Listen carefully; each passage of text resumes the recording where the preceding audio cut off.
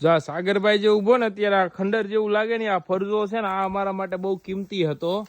Mummy papa અને મારા ગઢા દાદા ને બાયા ની બધા છે ને પોતાનું લોહી રેડી દીધું છે આ બનાવવા માટે. અહીંયા પેલા છે ને ગાર હતી અને અહીંયા ઉપરથી છે ને ઉંદરડા ને એવું પડતો આમાં સૂતા પેલા.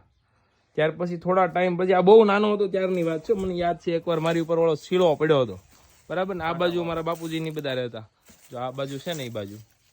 પછી ધીમે ધીમે કરીને આ મકાન બનાવ્યા.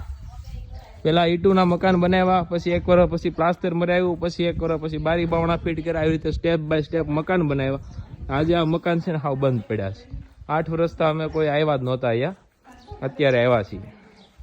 જો આ મકાન છે બધું પડવા આવ્યું છે ને આ બહુ જૂની યાદ છે એટલે વિડીયો બનાવીને રાખી લઈએ. પછી મકાન રહી ના રહી વિડીયો તો આપણી પાસે રહેશે એટલે જોવા થાય ને છોકરાને બતાવવા થાય.